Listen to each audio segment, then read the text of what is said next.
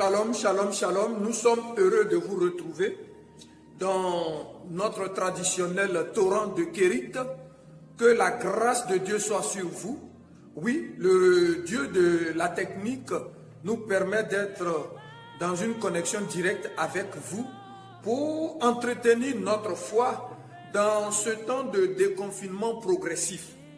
À Dieu soit la gloire parce que les conditions s'améliorent, même si aujourd'hui nous voyons encore le nombre de contaminés monter, que nos cœurs ne se trouvent pas. Continuons à faire confiance à Dieu. Alors, bien-aimés frères et sœurs, dans ce torrent de Kérit de ce vendredi 22 mai 2020, nous avons le texte de Josué chapitre 2, versets 15 et suivants, et nous allons lire dans la version de la Bible juive complète, il est écrit à partir du verset 15, puis elle les fit descendre sur une corde par la fenêtre, car sa maison était contiguë aux murailles de la ville.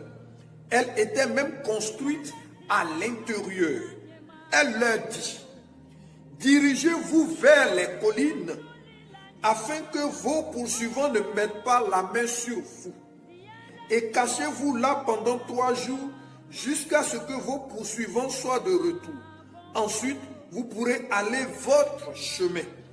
Les hommes lui dirent, nous ne serons pas coupables d'avoir violé le serment que tu nous as fait prêter, à condition que, lorsque nous entrerons dans le pays, tu attaches ce bout de cordon écarlate à la fenêtre par laquelle tu nous as fait descendre, et tu rassembleras dans ta maison ton père, ta mère, tes frères et toute la maison de ton père. Si quelqu'un franchit les portes de ta maison pour aller dans la rue, il répondra de son propre sang et nous serons innocents. Mais tous ceux qui resteront avec toi dans ta maison, nous répondrons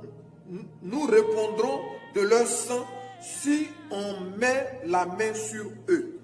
Voilà, jusqu'au verset 19.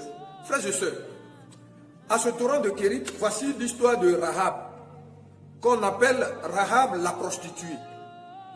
Et quand Israël doit commencer la conquête avec Josué, écoute-moi bien, Jésus envoie 2 espions pour explorer Jéricho. Nous sommes à Jéricho, une ville barricadée, fortifiée, une ville en sécurité.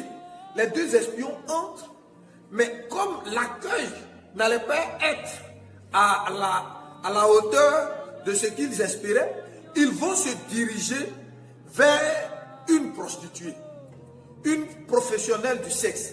Regardez, Dieu utilise 2 hommes en espionnage et il permet qu'il aille chez la prostituée. Une prostituée déclassée de la société. Regardez, c'est important. Dieu utilise qui il veut, quand il veut, comme il veut. Pour accomplir une mission de renseignement, il passe par une prostituée. Alors, frère, ne te laisse pas distraire. Même si tu es déclassé, tu n'es pas éliminé de la course. Tu n'es pas renvoyé, tu seras utilisé par Dieu. Et tu peux l'être encore. C'est important. Alors Rahab, la prostituée, accueille les 2 serviteurs de Dieu. C'est extraordinaire. Malgré la menace des hommes de la ville, les hommes sont cachés par Rahab, la prostituée. Ils ne sont pas allés chez Rahab pour se compromettre. Ils ne sont pas allés chez Rahab parce qu'elle est prostituée pour jouer ou bien pour assouvir leurs desseins sexuels. Non, ils sont allés en exploration. Donc on peut aller dans des endroits sans nous compromettre. On peut travailler dans des endroits sans nous compromettre. Faisons attention. Je ne suis pas en train d'encourager, le laisser aller. Non. Rahab les a accueillis.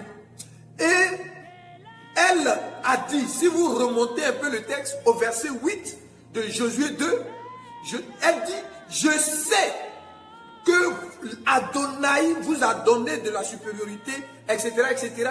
Et cela nous inspire la crainte. Une prostituée qui sait qui est Dieu. Est-ce que tu sais qui est ton Dieu? Est-ce que tu peux encore croire et avoir le savoir qui devient pouvoir pour toi? Oui, à ce torrent de Kérit, que sais-tu de Dieu? Elle sait qu'Adonai, elle sait. Et c'est pourquoi elle a caché les envoyés de Dieu. Frère, que fais-tu?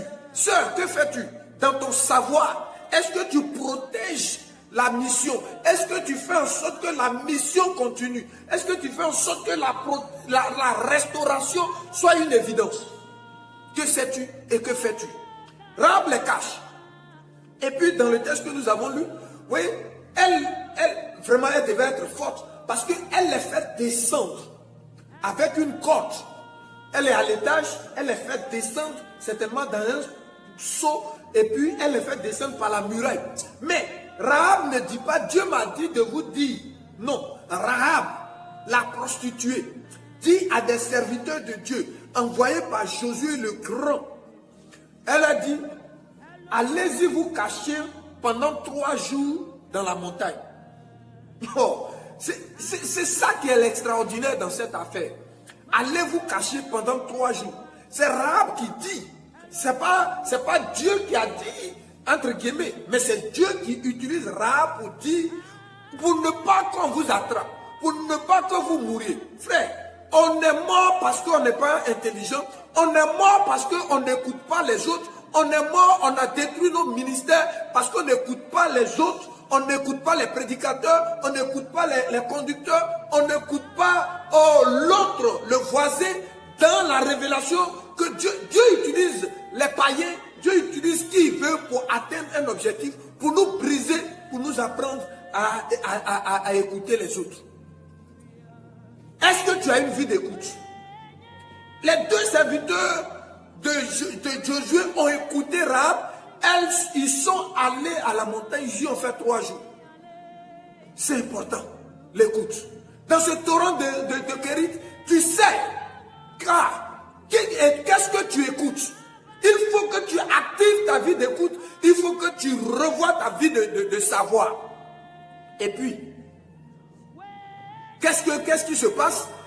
Rahab reçoit un serment, un fil, ou bien un morceau de tissu rouge qu'elle doit attacher à la fenêtre de sa maison. Et puis, elle doit confiner tous ceux qui lui sont chers. Donc, le confinement n'est pas une trouvaille des Occidentaux. C'est une stratégie biblique pour préserver la vie. Voilà. Donc, elle doit confiner ses parents et mettre un petit tissu rouge. Depuis qu'un tissu sauve quelqu'un, depuis qu'on sauve quelqu'un en mettant des vigiles, en mettant des gardiens, en prenant des chiens bergers allemands. Non. Rahab doit sauver. Et dans Josué 6, vous verrez que ce petit tissu a sauvé tous ceux qui étaient confinés. Frères et sœurs, ayons une vie d'isolement pour un temps, isolons nos familles, mettons nos familles en sécurité spirituelle et couvrons-les du sang de Jésus. Le sang a sauvé l'humanité, le sang de Jésus. Comme le petit tissu écarlate a sauvé la famille de Rahab. Voici une prostituée qui est devenue une source de bénédiction pour tous ceux qui l'ont écouté. Les parents pouvaient dire, ah toi Rahab, toi comme ça, depuis quand? Mais tout Jéricho a péri. Les animaux de Jéricho ont péri, sauf la prostituée et sa famille. Ils ont été sauvés, non par l'évangéliste international de la famille, mais par une prostituée qui est entrée en contact avec les hommes de Dieu. Elle était au bon moment, au bon endroit, et elle a fait le bon geste. Frère, soeur, dans ce temps de déconfinement progressif, est-ce que tu es au bon endroit? Est-ce que tu as fait le bon geste? C'est à cela que tu es invité dans ce torrent de Kérit. C'est pourquoi il faut que tu réactives ta vie de savoir. Qu'est-ce que tu sais sur Dieu? Qu'est-ce que tu sais sur l'église? Qu'est-ce que tu sais sur l'église, les béatitudes du plateau? Que fais-tu pour la restauration?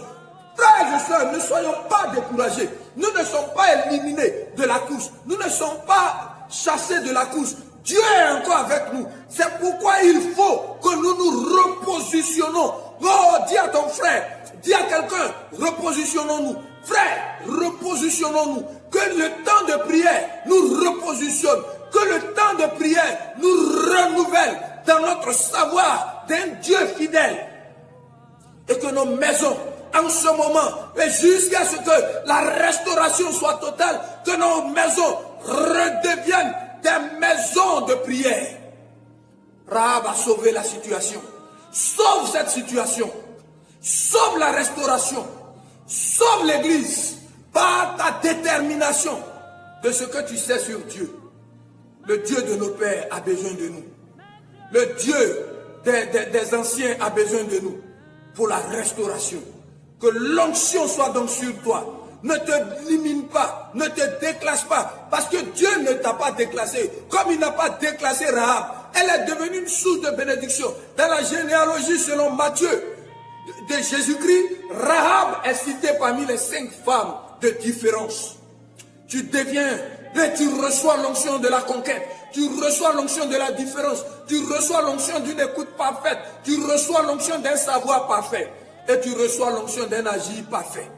Que Dieu soit avec toi, que l'onction t'accompagne, et surtout, soit pour ta génération une source de bénédiction, comme Rahab le fut pour ses parents. Que la grâce de Dieu t'accompagne et soit avec toi. À vendredi prochain. Shalom, shalom, shalom.